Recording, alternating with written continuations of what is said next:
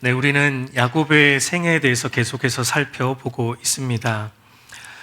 오늘 우리가 읽은 이 창세기 34장은 야곱이 형 에서와 극적으로 화해하고 난 이후에, 그러니까 헤어지고 난 이후에 야곱이 가나안 땅 세겜 땅에 거주하면서 겪게 되는 일련의 사건들에 대한 내용입니다. 그러나 우리가 읽었듯이 썩 좋은 내용은 아니에요. 비극적인 사건들입니다.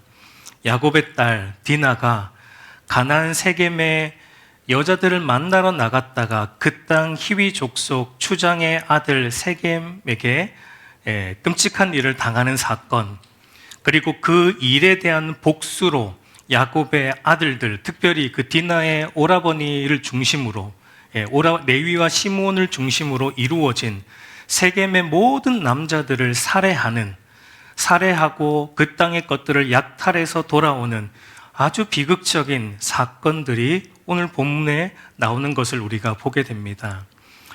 여러분, 말씀을 강론하는 설교자로서 이런 본문들을 사실 설교하기가 굉장히 좀 쉽지 않아요. 또 꺼려지는 본문이기도 합니다.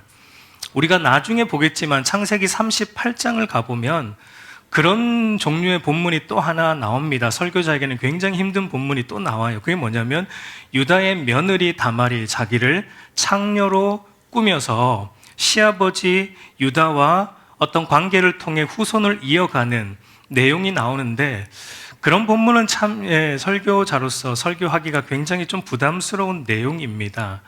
그래서 여러분, 많은 설교자들이 창세기 38장은 물론이고 사실 오늘 이 34장도 설교하지 않고 그냥 건너뛰는 경우가 많습니다. 그러나 여러분, 분명한 것은 성경은 어느 한 부분이라도 의미 없이 기록된 것이 없고, 우리가 읽기에 비록 유쾌하지 않은 내용이라 할지라도 분명 그 안에는 하나님이 그 시대 사람들에게는 물론이고 오늘 이 시대를 살아가는 저와 여러분들에게도 하나님이 분명 주고자 하는 메시지가 있다라는 것입니다. 우리 디모데후서 3장 16절 17절 같이 한번 읽어보겠습니다. 모든 성경은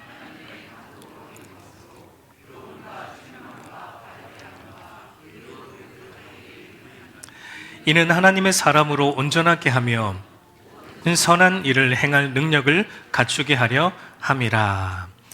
모든 성경은 하나님의 감동으로 되었다고 말하고 있어요. 여러분, 이것은 성경의 무오성, 성경의 완전성, 성경의 충족성을 함축적으로 표현하는 말입니다. 성경이 비록 40여 명의 인간 저자들에 의해 쓰여졌지만 인간 저자들에 의해서 그 시대의 배경 속에서 그 시대의 문학 양식을 따라 인간의 수준으로, 인간이 이해할 수 있는 수준으로 기록이 되었지만, 그러나 하나님께서 인간 저자들이 성경을 기록함에 있어서 조금도 오류를 범하지 않도록 감동하여 그들을 붙들어 주셨기 때문에 성경은 여러분 조금도 오류가 없는 하나님의 말씀임에 틀림이 없습니다. 그러므로 성경의 모든 내용은 우리로 하여금 하나님의 사람으로 온전하게 하고 모든 선한 일을 행할 능력을 갖추기 위해 교훈하고 책망하고 바르게 하고 의로 교육하기에도 조금도 부족함이 없는 완전한 하나님의 말씀이다라는 것을 말하고 있습니다. 그 말은 여러분, 오늘 우리가 읽은 이 창세기 34장도 하나님의 감동으로 된 것으로 우리를 하나님의 사람으로 온전하게 하고 모든 선한 일을 행할 능력을 갖추게 하고자 어떠한 교훈을 우리에게 분명히 주고 있고, 또 어떠한 책망도 우리에게 분명히 주고자 하고 있는 것이 분명하고, 그래서 우리의 잘못된 어떤 마음과 행실도 바로 잡고자 함도 분명하다라는 것입니다. 그래서 오늘 본문을 통해 하나님이 오늘 저와 여러분 각자에게 주시는 교훈이 무엇인지를 깨닫고, 또한 하나님께서 우리를 책망하시는 부분은 또 어떤 것인지도 깨닫고, 그래서 하나님이 주시는 교훈과 책망을 우리가 듣고 우리 안에 있는 마음과 행실의 잘못된 부분을 바로 잡는 은혜가 있기를 간절히 축복합니다. 여러분, 오늘 본문을 이제 이해하기 위해서는 이제 오늘 본문의 배경이 되는 그 앞의 내용들을 먼저 살펴볼 필요가 있습니다. 창세기 33장 말미를 보면 야곱이 형 에서와 헤어지고 난 이후에 어디로 향해 갑니까? 우리 창세기 33장 16절 17절 한번 같이 보겠습니다. 이날에 에서는 세일로 돌아가고 야곱은 숫곳에 이르러 자기를 위하여 집을 짓고 그의 가축을 위하여 우릿간을 지었으므로 그 땅 이름을 숫곳이라 부르더라 라고 말합니다. 에서는 이제 자기가 살던 세일로 돌아갔고 야곱은 어디로 가느냐? 가나안 입구의 끝자락에 있는 숫곳에 이르러서 거기에서 이제 자기를 위하여 집을 짓고 가축들을 위한 우릿간을 짓고 일정 기간을 보내는 것을 보게 됩니다. 야곱이 숫곳에서 어느 정도 머물렀는지 성경이 말하고 있지 않기 때문에 우리가 정확히는 알 수 없는데요. 그곳에 거주할 집도 지었다. 그리고 가축을 위한 우릿간도 지었다라는 것은 어느 정도 머물렀다는 겁니까? 잠깐 머무르지는 않았다라는 것이죠. 어느 정도 꽤 오랜 기간을 머물렀다라는 것을 우리가 알 수 있습니다. 그리고 야곱은 이제 숫곳을 떠나서 오늘 본문의 배경이 되는 세겜 성읍으로 가게 됩니다. 우리 창세기 33장 18절 19절을 보면 야곱이 밧담 아람에서부터 평안히 가나안 땅 세겜 성읍에 이르러 그 성읍 앞에 장막을 치고 그가 장막을 친 밭을 세겜의 아버지 하몰의 아들들의 손에서 백크시타에 샀으며, 야곱이 숫곳을 떠나 예루살렘에서 북쪽으로 한 60km 떨어진 세겜 지역으로 옮겼는데 여기서도 야곱은 어떻게 하고 있죠? 장막을 치고 장막을 친 그 땅을 오늘 이제 문제가 되는 그 땅의 그 추장인 하몰에게, 그의 아들들에게 그 땅을 사고 있는 것을 보게 됩니다. 그러니까 여러분, 야곱이 세겜에서도 어느 정도 머물렀다라는 겁니까? 조금 머무른 게 아니고 여기서는 땅까지 매입할 정도였으니 숫곳보다 더 오랜 세월을 세겜 땅에 머물렀을 것이다 라는 것은 분명합니다. 여러분, 세겜 지역은 풍성한 목초지가 넘쳐나는 땅이에요. 그러니까 야곱에게 지금 뭐가 많아요? 가축이 많습니다. 야곱에게는 가축이 많기 때문에 숫곳에 있다가 아마 목초지가 부족해서 세겜으로 옮긴 것 같습니다. 세겜에 풍성한 목초지가 있는 세겜 땅으로 가축을 데리고 옮겼고, 그렇기 때문에 그곳에서 아마 오랜 기간 좀 머물렀던 것은 분명하다라는 생각이 듭니다. 그렇다면 여러분, 야곱이 숫곳과 세겜에 어느 정도 머물렀는가? 적어도 10년 이상은 머물렀다라는 생각이 됩니다. 그렇게 볼 수 있는 이유는 하란을 떠날 때, 밧단 아람을 떠날 때 야곱이 낳은 딸 디나의 나이가 대략 6세에서 7세 정도 되었다라고 보는데, 오늘 본문에 디나를 범한 세겜이 디나를 자기 아내로 삼겠다라고 요청하는 것을 볼 때 지금 디나의 나이가 적어도 10대 중반은 넘었고 후반이 되는 결혼이 가능한 나이다라는 것을 생각해 볼 때, 그러니까 야곱이 숫곳과 세겜에 머문 기간은 적어도 10년 이상은 되었다라고 우리가 생각할 수 있습니다. 여러분, 이 야곱의 가정에 오늘 일어난 이 모든 비극, 이 모든 비극이 어디서 시작되었나? 바로 여기서 시작되었다라고 볼 수 있습니다. 무슨 말이냐면 야곱이 마땅히 가야 할 곳으로 가지 않았기 때문에, 야곱이 마땅히 가야 할, 하나님이 원하시는 마땅히 가야 할 곳으로 가지 않고 머물지 말아야 할 곳에 계속 머물러 있었기 때문에 이 가정에 이와 같은 위기가 찾아왔다라고 볼 수 있습니다. 그러면 여러분, 여기서 한번 질문을 던져 보겠습니다. 야곱이 에서와 헤어지고 난 이후에 그가 곧장 가야 했던 곳이 어디입니까? 곧장 그가 어디로 가야 해야 맞았습니까? 야곱이 에서와 헤어지고 난 이후에 곧장 벳엘로 가야 했었습니다. 왜냐하면 30년 전 에서를 피해 하란으로 도망올 때 벳엘에서 야곱은 하나님을 인격적으로 만났고, 그곳에서 야곱이 서원을 해요. 하나님께, 하나님, 내가 가나안으로 다시 돌아오게 해주시면, 평안히 돌아오게 해주시면 내가 돌을 세운 이 벳엘이 하나님의 집이 될 것이고, 이 하나님의 집에서 내가 11조를 드리며 하나님을 예배하겠다라는 서원을 했기 때문에 야곱은 가나안에 오면 가장 먼저 가야 될 곳은 하나님께 서원했던 베델 땅에서 예배를 드리는 삶이었습니다. 물론 세겜에서도 제단을 쌓았지만 사실 하나님이 원하는 것은 베델로 곧장 와서 서원을 지키며 베델에서 하나님을 예배하며 구별된 백성이 되는 거였어요. 여러분, 뿐만 아니라 오늘 이 본문에 비극적인 사건이 있은 이후에 하나님께서 야곱에게 다시 나타나셔서 주신 첫 번째 말씀도 무엇입니까? 창세기 35장 1절 같이 읽습니다. 하나님이 야곱에게 이르시되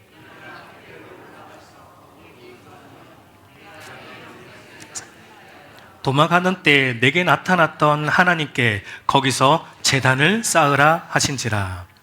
여러분, 재밌는 것은 창세기 34장에는 하나님의 이름이 한 번도 등장하지 않습니다. 하나님이 나타나지 않습니다.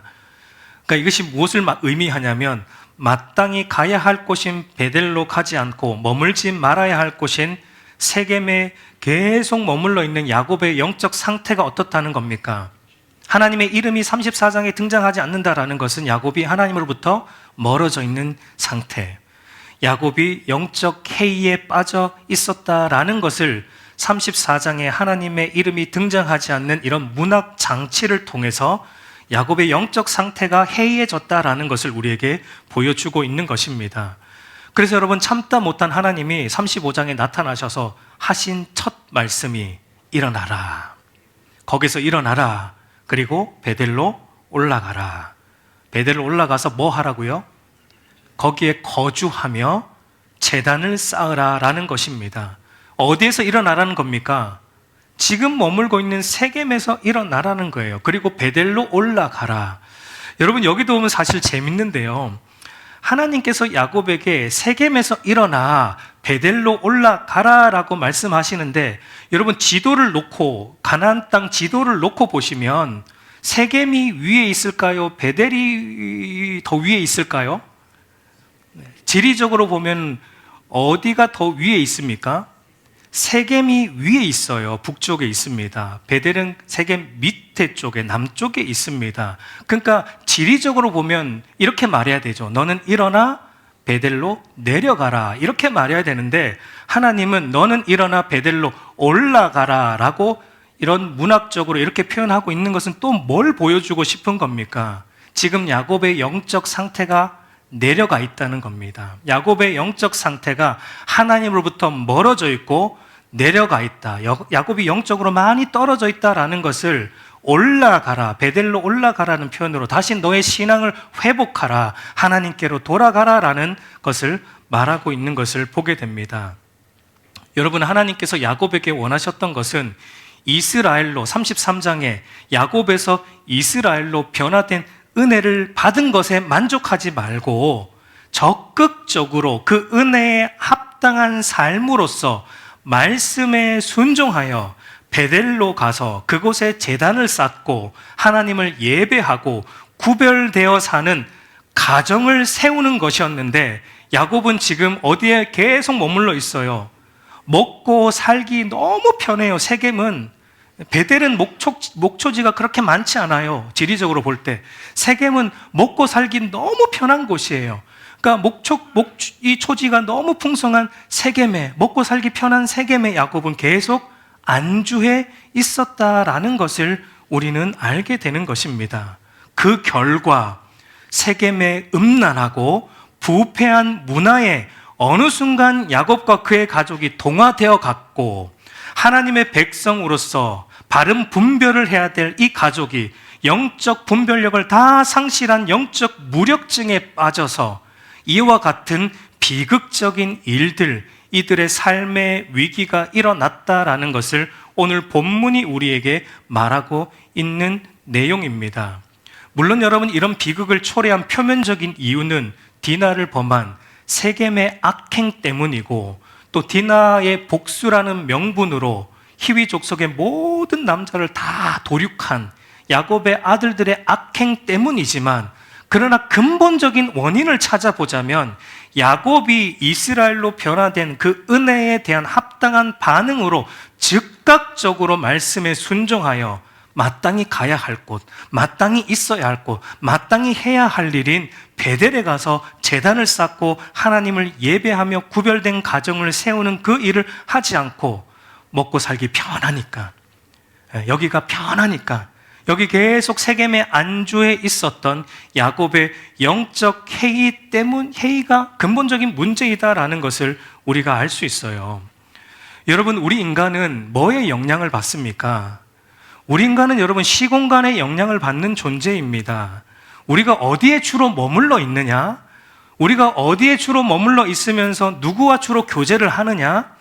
무엇을 우리가 주로 보느냐, 듣느냐가 그 사람의 가치관과 말과 행동에 지대한 영향을 줄 뿐만 아니라 그 사람의 삶의 결과에도 지대한 영향을 줍니다. 그래서 여러분, 이런 말도 있잖아요. 어떤 사람을 자세히 알려면 누구를 보라는 겁니까?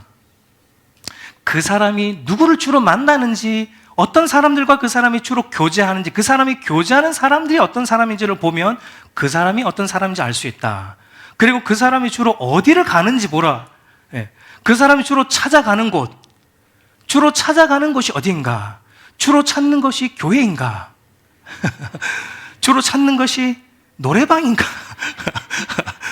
주로 가는 것이 어딘가를 보면 그 사람이 어떤 사람인지를 알 수 있고, 그 사람이 주로 보는 것이 무엇인가? 그 사람이 주로 보는 게 말씀인가?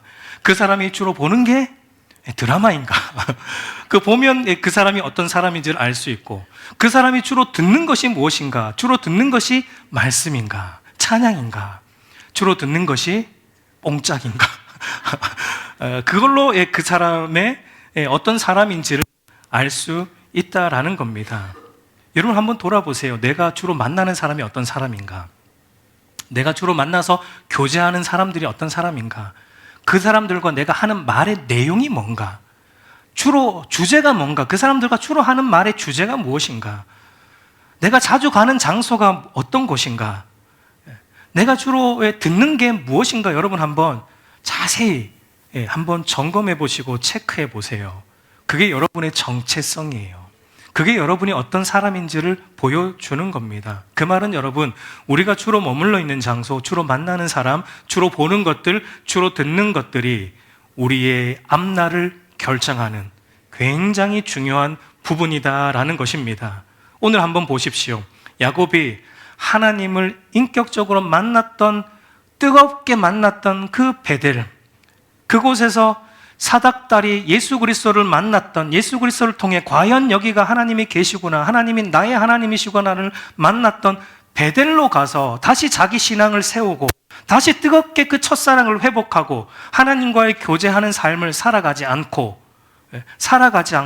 세겜의 안주에 있었던 결과가 무엇인가? 오늘 1절을 보면은 레아가 야곱에게 낳은 딸 디나가 그 땅의 딸들을 보러 나갔더라라고 말합니다. 여러분, 디나가 세겜 땅의 딸들을 보러 나갔다라고 말합니다. 근데 여러분, 이것은 그 땅의 딸들을 그냥 호기심으로, 여기 사는 사람들은 어떤가 하고 호기심으로, 여러분 10대 여학생이 얼마나 호기심이 많겠어요? 그리고 10대 여학생에게 가장 필요한 건 무엇입니까? 가장 필요한 건 친구이죠. 그러니까 이 땅에 내 친구 없나 하고 호기심으로 나간 것이 아니라, 여러분 이것은 히브리어 원문을 보면 보러 나갔다가 아니라 만나러 나갔다, 이렇게 원문에는 기록되어 있어요. 디나가 세겜의 딸들을 만나러 나갔다. 이 만나러 나갔다라는 말 안에 담긴 의미가 뭐냐면, 그동안 지속적인 교제가 있어 왔다, 지인들, 그동안 지속적인 교제를 하던 내가 알던 친구들, 지인들을 만나러 나갔다, 이런 의미가 원문에는 담겨 있습니다. 앞에서 말씀드렸지만 야곱이 세겜으로 온 지가 어느 정도 되었다고요? 지금 막 온 게 아니에요. 그러니까 디나가 호기심을 가질 그런 시간적인 여유는 지났어요. 세겜에 온 지 오랜 시간이 지났습니다.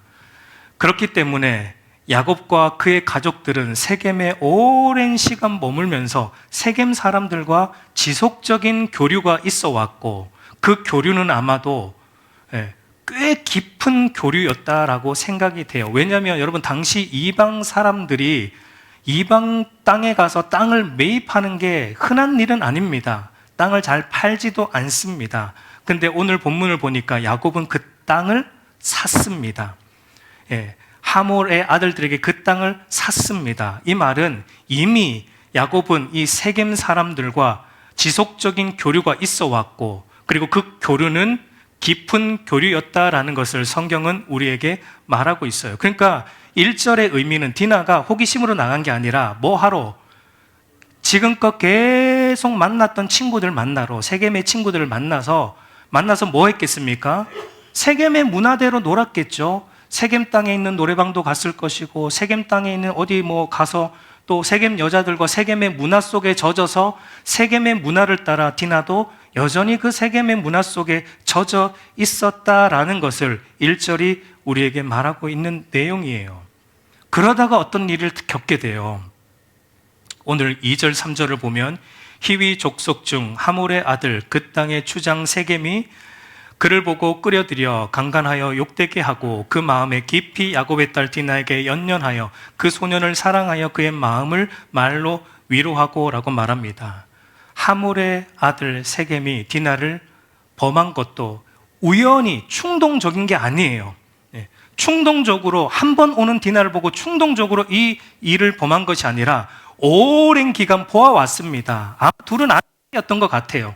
오랜 기간 디나가 세겜 땅에 오는 것을 보아왔고 계속 보는 가운데 이미 세겜을 마음에 품었던 것 같습니다. 그리고 계획적으로 디나를 자기 아내 삼기 위해 강제로 범했다라고 우리는 생각할 수 있습니다. 왜냐하면 당시 고대 근동 가나안 문화에서는 무엇이 허용되었냐면 남자가 마음에 드는 여자, 자기가 아내 삼고 싶은 여자가 있으면 강제로 집으로 끌고 와서 범한 후에 자기 집에 계속 데리고 있어요. 그리고 그 아내의 집에 가서 결혼 지참금을 부모에게 지불하고 자기 아내 삼는 이 일이 당시 고대 근동 가나안 문화에는 허용되었다라고 성경학자들이 말하고 있습니다. 그래서 여러분 26절에도 보면 야곱의 아들들이 세겜의 남자들을 다 죽인 후에 누구를 데려옵니까? 디나를 그때야 집에 데리고 온다라는 것은 디나가 계속 어디에 있었다는 거예요. 세겜의 집에 계속 잡혀 있었다는 겁니다. 세겜의 집에 계속 있었다는 것이고, 그리고 또한 4절을 보면 그의 아버지 하몰에게, 그러니까 세겜이 디나를 범하고 나서 아버지에게 뭐라고 말합니까?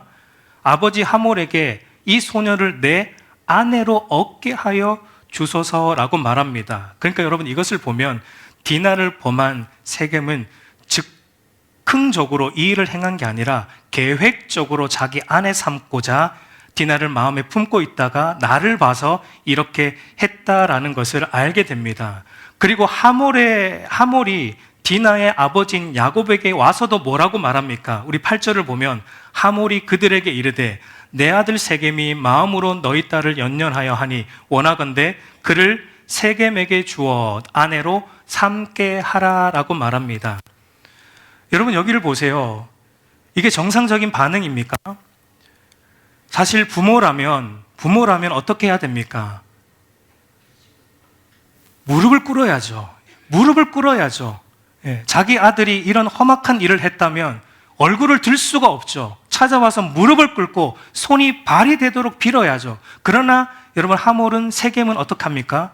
일말의 죄책감도 없습니다. 일말의 죄책감도 없어요. 어떠한 사과도 하지 않습니다. 그저 자기 아내로 달라고 요구할 뿐이에요. 명령할 뿐입니다. 일말의 죄책감이 없어요. 왜 그렇습니까? 이들이 너무 악해서 그렇습니까? 물론 그렇죠. 근데 왜냐하면 이것이 당시 고대 근동에 젖어져 있는 문화였기 때문에 그래요.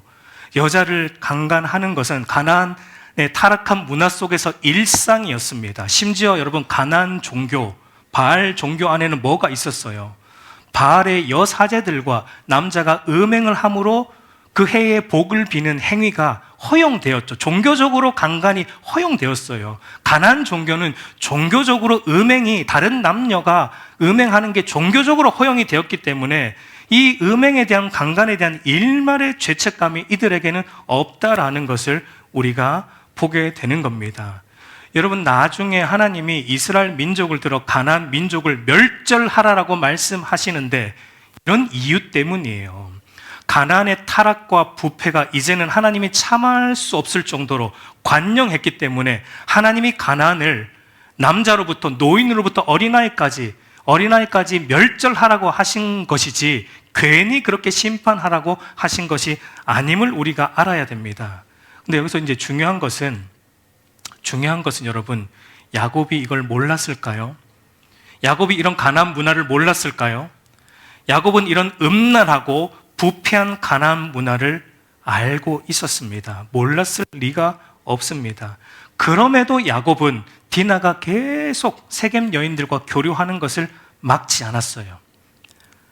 어린 디나가 혼자 세겜에 왔다 갔다 하는 것을 야곱은 계속 방치해 두었다라는 것입니다. 이것은 무엇을 말합니까? 야곱조차도 어떻다는 거예요. 야곱조차도 세겜에 오랜 기간 머물면서 어느 순간 야곱 안에도 세겜의 이 가나안의 음란하고 부패한 문화가 야곱에게도 일정 부분 동화되어 있었다라는 것을 우리는 을 통해 알 수 있는 것입니다. 여러분, 이것이 바로 야곱과 그의 가족들 안에 퍼져 있는 영적 해이의 증상이에요. 여러분, 영적 해이는 무엇인가? 영적 해이는 하나님의 은혜를 알고 경험하지만 그러나 은혜에 합당한 반응으로서 말씀대로 즉각적으로 순종하지 않는 게으름, 영적 게으름의 상태를 영적 해이라고 말합니다.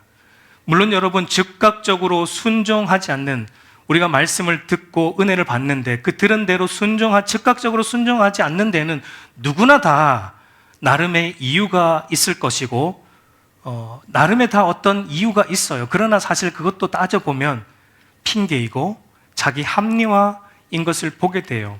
야곱에게도 여러분, 베들로 가지 않고 세겜에 머물러 있어야 될 나름의 이유가 있었습니다. 핑계가 있었어요.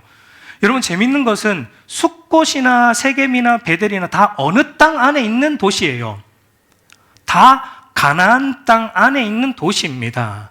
하나님이 약속하신 가나안 땅 안에 숫곳도 있고 세겜도 있고 베델도 있습니다. 여러분, 야곱이 이렇게 자기 합리화하지 않았을까요? 세겜에 계속 머무르는 것을 이렇게 합리화하지 않았을까요? 숫곳도 세겜도 하나님이 약속한 가나안 땅의 일부인데 굳이 베델까지 갈 고생을 내가 할 필요가 뭐가 있나? 세겜이 목축하기에는 베델보다 훨씬 좋으니 그냥 가나안 땅 안에 있는 세겜에 계속 머물러 있자라고 핑계를 대고 자기 합리화를 했을 겁니다.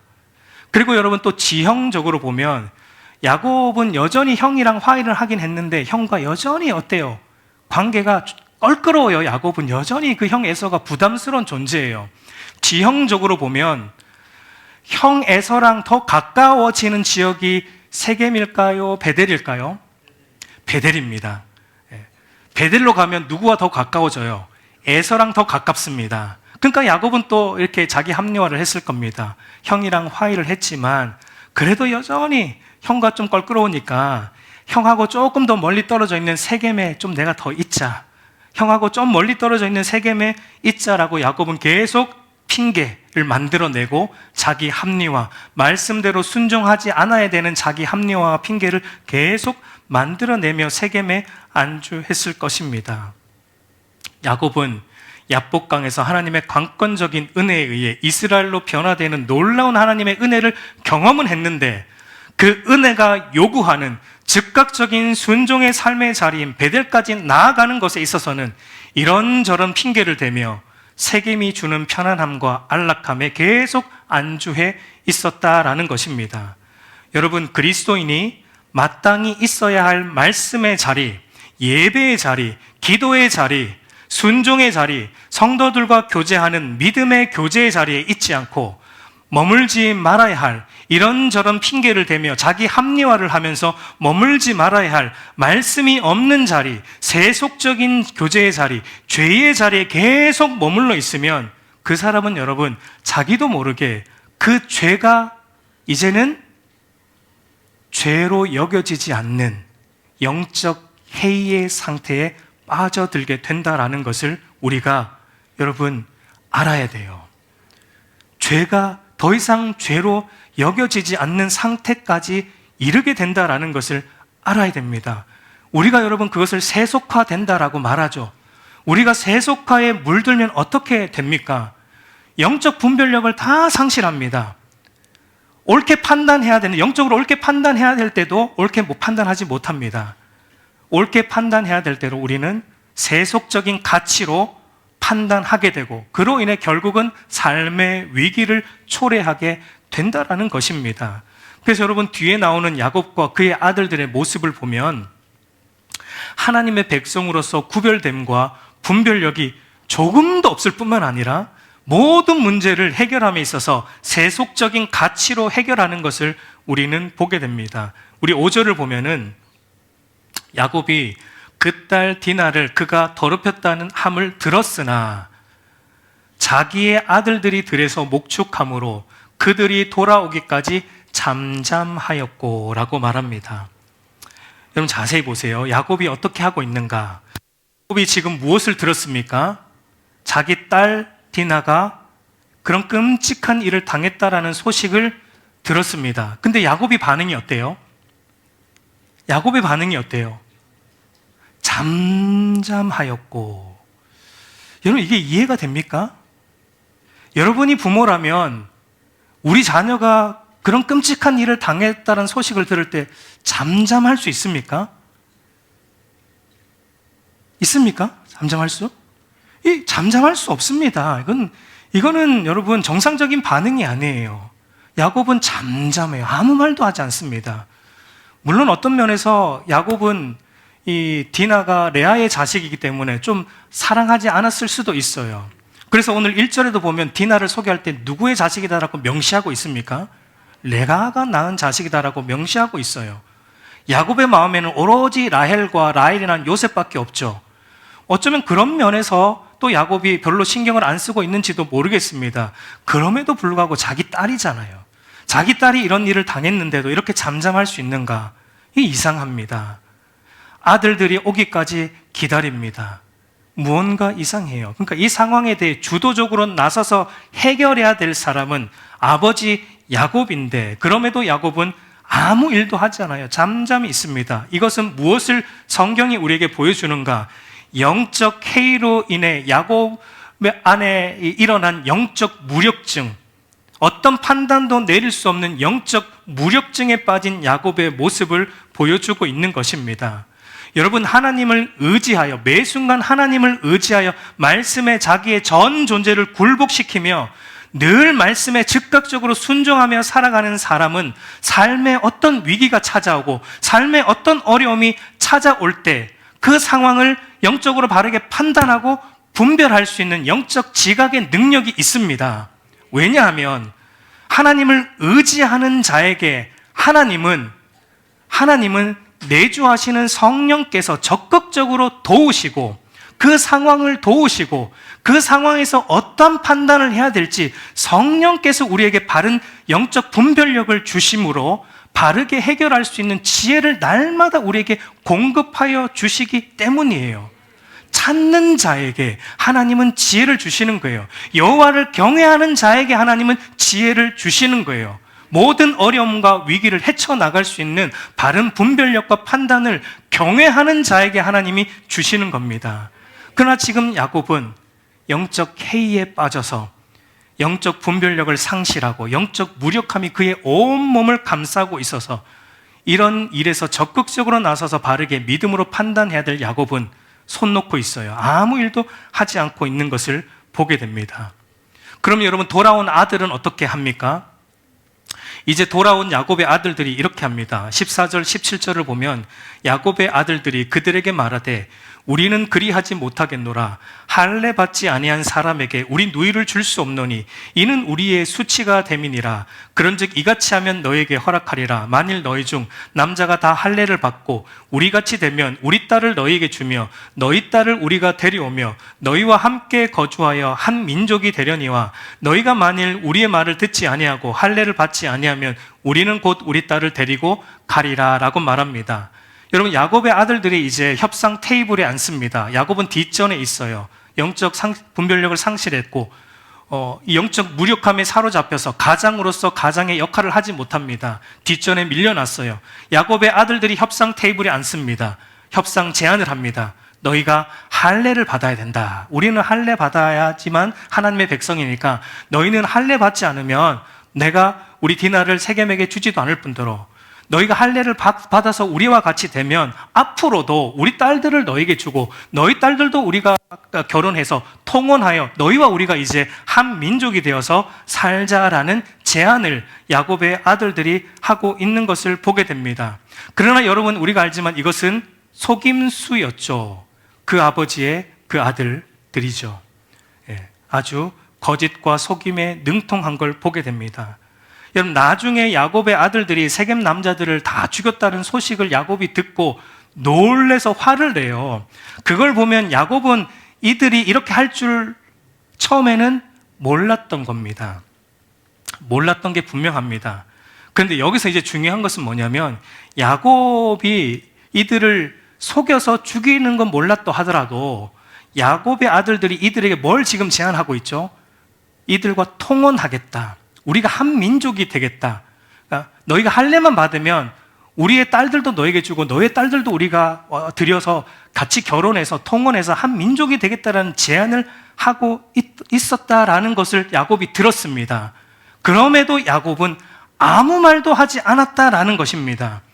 만약 야곱이 영적으로 깨어 있었다면 뭐라고 말해야 됩니까? 그것은 절대 불가능하다. 왜냐하면 여러분, 이스라엘 백성들에게는 그 혈통의 순수성을 지키는 게 너무 중요한 겁니다. 왜냐하면 그게 신앙의 순수성이기 때문에 다른 민족과 섞이면 안 돼요. 이스라엘은 이 혈통의 순수성을 지켜서 신앙을 지키는 것이 어느 민족보다 중요한 민족이었기 때문에 야곱의 아들들이 이런 제안을 할 때 야곱이 깨어 있었다면 말렸어야 돼요. 그건 안 된다. 그건 절대 불가능하다. 그러나 여러분, 야곱은 아무 말도 하지 않습니다. 아들들의 이 협상에 야곱은 아무 말도 하지 않습니다. 이것이 또 우리에게 무엇을 보여줍니까? 그러니까 오랜 기간 세겜의 음란하고 더러운 문화 속에 살다 보니 야곱도 어느 순간 이 문화에 익숙해졌고, 섞여 살면 이제 그럴 수도 있지. 이제는 익숙해져서 영적 분별력을 다 상실해버린 영적 무력증에 걸린 야곱의 모습을 보게 되는 것입니다. 그리고 여러분, 야곱의 아들들이 이제 이들이 할례를 받죠. 그렇게 하려고 할례를 받고 가장 힘든 3일째가 되는 날, 디나의 친오빠인 시므온과 레위를 중심으로 들어가서 어떻게 합니까? 들어가서 세겜 남자들, 다 누워있는 세겜 남자들을 칼로 다 도륙합니다. 모든 남자들을 칼로 다 죽이고 그 땅에 있는 재물들을 다 약탈해서 오는 만행을 저지르는 엄청난 죄악을, 이 하나님의 백성이라는 사람들이 이 엄청난 죄악을 자행하는 것을 우리가 보게 됩니다. 25절, 27절을 보면 제3일에 아직 그들이 아파할 때에 야곱의 두 아들 디나의 오라버니 시므온과 레위가 각기 칼을 가지고 가서 몰래 그 성읍을 기습하여 그 모든 남자를 죽이고 칼로 하물과 그의 아들 세겜을 죽이고 디나를 세겜의 집에서 데려오고 야곱의 여러 아들이 그 시체 있는 성읍으로 가서 노략하였으니 이는 그들이 그들의 누이를 더럽힌 까닭이라 라고 말합니다. 여러분, 여기서 우리가 또 눈여겨봐야 될 게 야곱의 아들들이 세겜 남자들을 죽이기 위해 이용한 것이 다름 아닌 할례였다는 겁니다. 여러분, 할례는 이스라엘 백성들에게 어떤 의미예요? 할례는 하나님께서 아브라함에게 주신 언약의 증표로서 나는 너의 하나님이고 너희는 내 백성이 되리라라는 표시로 준 것이 할례입니다. 이스라엘 백성에게는 이것이 은혜의 도구이고 은혜의 증표예요. 할례를 통해 하나님의 백성이 되고 할례를 통해 하나님의 은혜를 경험하는 은혜의 수단이자 도구가 이스라엘 백성들에게 할례였습니다. 그런데 야곱의 아들들은 하나님의 백성으로 구별되는 증표로서 할례를 뭐 하는데 사용합니까? 사람을 살리는데, 사람을 하나님 백성 삼는데 사용하는 게 아니라 도리어 사람을 죽이는데, 살인하는데 사용하고 있다라는 겁니다. 여러분, 이게 무서운 거예요. 무슨 말이냐면 소위 믿음이 있다고 하는 저와 여러분, 믿음이 있다고 하는 우리 그리스도인이 믿음에서 멀어지고 세속화되면 믿지 않는 불신자들보다 우리는 여러분 더 악하게 살아가는 자가 된다라는 것입니다. 우리가 여러분 그 정도까지 아니더라도 하나님의 은혜를 받고도 은혜에 합당한 반응으로서 우리가 즉각적으로 말씀에 순종하지 않으면 우리가 받은 그 은혜가 여러분 절대 우리에게 은혜가 안 됩니다. 우리에게 받은 은혜가 도리어 우리의 영혼을 죽이는 도구로 전락할 수 있다라는 것을 우리는 이 아들들의 악행을 통해 배워야 됩니다. 그것은 여러분 주님께서 신랄하게 비판하셨던 바리새인들의 모습에서 찾아볼 수 있습니다. 바리새인들은 당신 누구보다 은혜의 수단들이었던 예배와 기도에 열심을 냈던 자들이에요. 그러나 그 은혜에 합당한 반응으로서 그들은 말씀대로 살진 않았어요. 순종하는 삶은 없었어요. 그러니까 그 예배, 그들이 드리는 예배와 기도가 어떻게 됩니까? 그들을 살리는 게 아니라 도리어 그들을 죽이는 것이 되었고, 도리어 하나님의 영광을 구하는 것이 아니라 헛된 자기 영광을 구하는 기도, 자기 영광을 구하는 예배로 전락한 것을 보게 됩니다. 우리 누가복음 18장 11절 12절 우리 한번 같이 읽겠습니다. 바리새인은 서서 따로 기도하여 이르되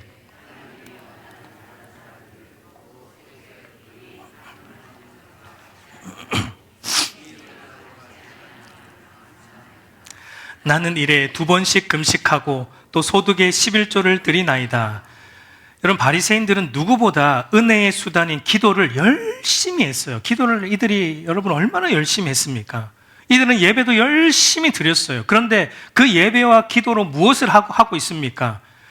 하나님의 은혜를 경험해야 될 기도와 예배를 통해 이들은 하나님의 은혜를 바르게 알고 은혜에 합당한 그 삶을 살아가지 못했기 때문에 바울의 말처럼 은혜를 헛되이 받아서 헛된 자기 영광을 구하고 있는 것을 보게 됩니다.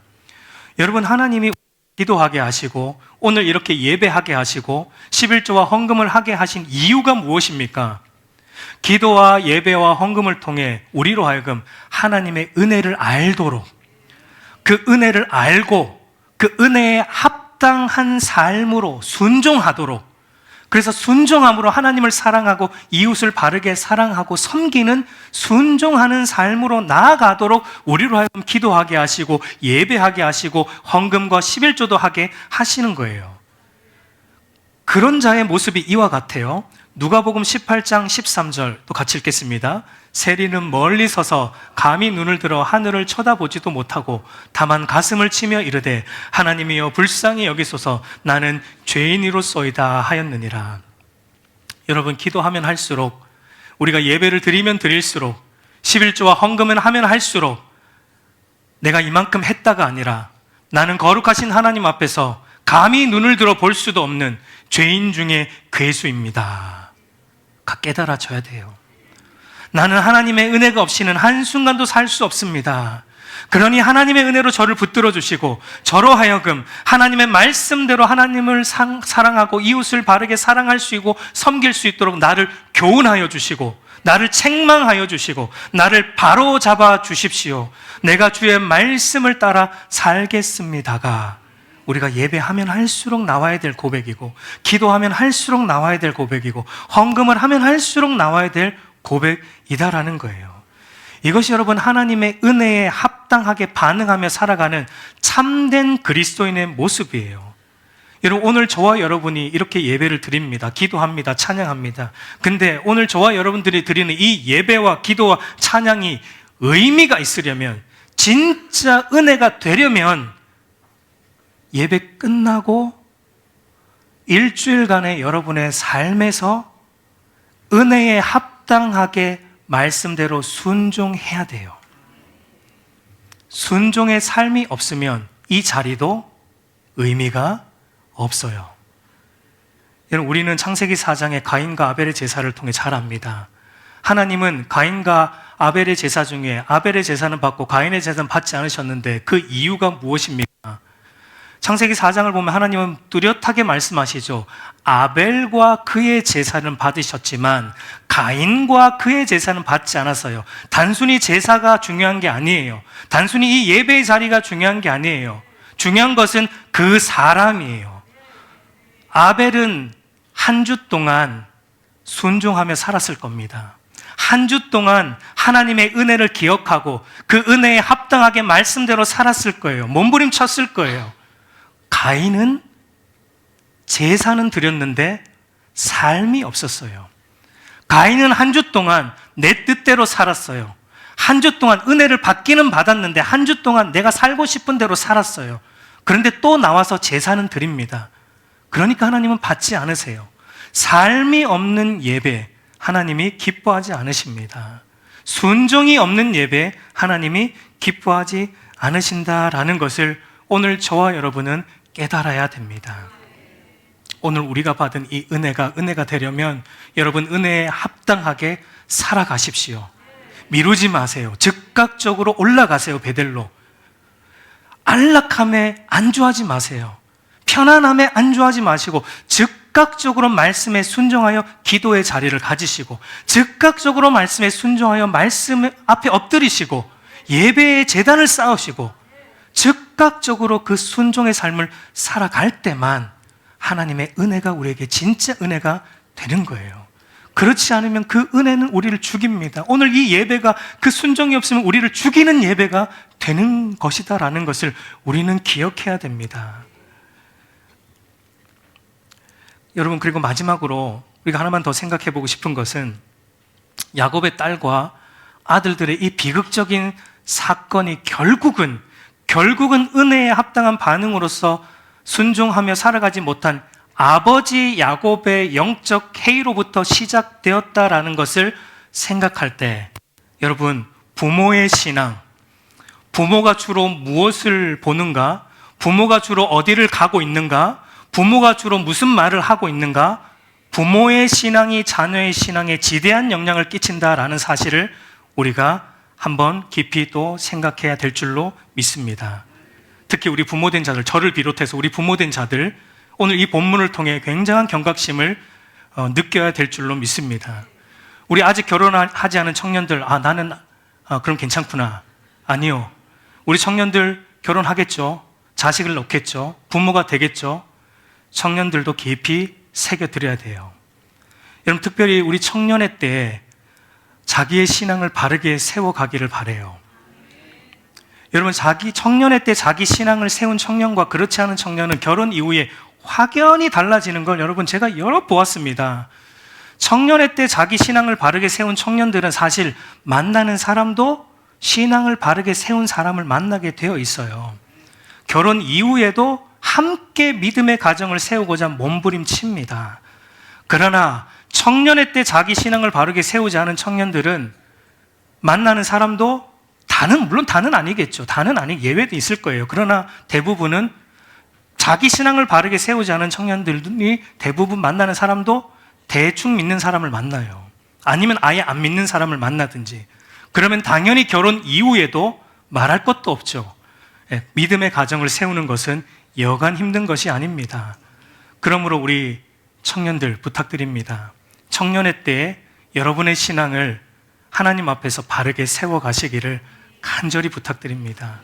전도서 기자의 말처럼 아직 기회가 많은 청년의 때에 창조주 하나님을 더 기억하시기를 바랍니다. 하나님과 그리스도를 아는 일과 믿는 일에 열심을 내는 청년들이 되기를 간절히 기도합니다.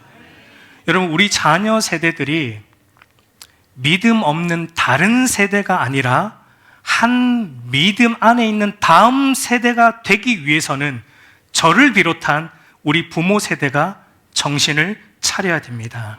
저를 비롯한 우리 부모 세대들이 영적으로 깨어 있어야 합니다. 부모가 가정의 위기의 순간에 어떤 결정을 내리는가, 이것은 여러분 자녀에게 아주 중요한 신앙 교육이에요. 부모가 가정의 위기의 순간이 닥쳤을 때 부모가 이럴 때는 예배고 뭐고 교회고 뭐고 일단 이 문제부터 해결하고 보자. 교회는 그 다음 주 나가도 돼. 괜찮아. 이렇게 하면은 여러분 자녀의 머릿속에는 우리의 우선순위가 삶의 것들이구나. 삶의 문제를 해결하는 것이구나. 예배와 하나님은 항상 이 순위로 밀려도 되는 것이구나 라고 자녀는 인식하게 됩니다.